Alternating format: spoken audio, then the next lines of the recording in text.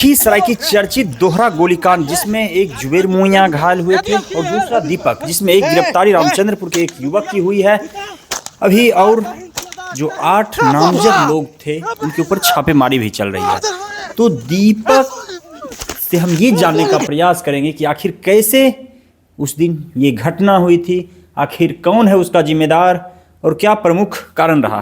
तो दीपक जी, आखिर कैसे उस दिन घटना हुई थी?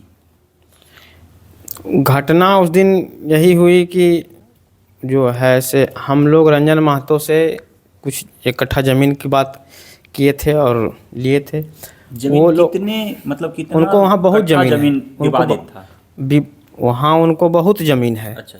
करीब 12-14 बीघा ज़मीन है उस मालिक का। अच्छा। लेकिन वो लोग उनको किसी ज़मीन पे विवाद कर रहे हैं और उसमें सभी लोग शामिल हैं, जितने नामजद लोग हैं।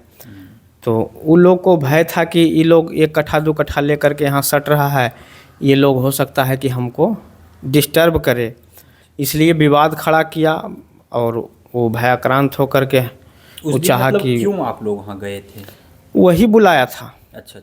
वो लोग 10 की संख्या में जो है से वहाँ जमा हुआ और जुबेर जी मेरे मित्र हैं, उनको बोला कि उसको बुलावो और तुम किससे ज़मीन ले रहा है, क्यों ले रहा है, कागज़ दिखावो।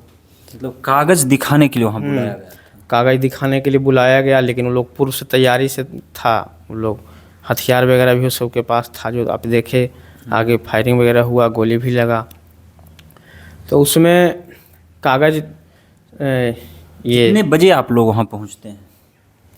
10:30 के लमसम आप पहुँचते हैं? वहाँ पहुँचते हैं। कितने लोग से? हम अकेले गए थे। अच्छा, आप अकेले गए थे? जुबेर जी उधर खेत के तरफ ही थे, हम घर से खाना खा रहे थे। खाना खाए और फिर गए वहाँ गए तो वही कागज़ की बात आए तो हम बोले हम जिस ज़मीन को ले रहे हैं वो ज़मीन का कागज़ दिखाने वाले हम कौन होते हैं? जिनका ज़मीन है हम उनको बुला देते हैं, वो कागज़ दिखाएंगे। और आप कहाँ ले रहे हैं, नहीं ले रहे हैं, किससे ले रहे हैं, आप उसको बुला लीजिए, अपना कागज़ समझ लीजिए आप उससे। तो उसमें सोनी जी का कहना था कि नहीं से मालिक क्या कागज़ समझेगा और समझता है, से हम लोग बैठेंगे और मुंशी को बुलाएंगे। तो उसमें भी हुआ कि ये मस्त, तो हमको कोई दिक्कत नहीं है, हम जिससे ले रहे हैं कागज़, हम कागज़ दे देंगे आपको।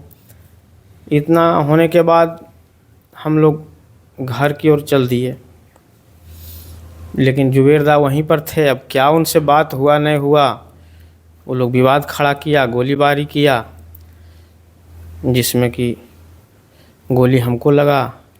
मतलब पहले गोली आपको लगी थी या जुबेर? पहले गोली हमको लगा है। अच्छा, पहले आपको? पहले गोली हमको लगा है, उसके बाद गोली लगने का टाइम मतलब किस परिस्थिति में गोलियां चली थी वहाँ पर, वो थोड़ा सा विस्तार से बताइए। गोली का परिस्थिति जैसे हम लोग वहाँ से दूर निकल गए थे हम। अच्छा। और जुबेर जी वहाँ अकेले पड़ गए। 10 लोग था, उसका मन में होगा कि मानो अब इसको हम डिस्टर्ब करें, मारे पीटे, क्या करें। उलझ गया उसमें उलझ गया। तब मित्र थे भाई, साथ रहते हैं, तो हम दौड़े उनको बचाने के लिए। इसी क्रम में गोली हमको लगा, और जब गोली लगा तो हम उसका पिस्टल छीनने का प्रयास किए। मतलब पहले गोली आपको लग गई, उसके बाद हाथापाई हो रही थी? हाँ, जो वीडियो वायरल हो? हाँ, गोली पहले हमको कंधा में लग चुका था। अच्छा। ये हमको पूरा आभास था कि गोली हमको लग चुका है, लेकिन फिर भी हम थे कि अब लग चुका है तो लग चुका है, हम इसका हथियार छीनेंगे। और इसी क्रम में अब जुबेर जी को भी गोली लगा। अच्छा।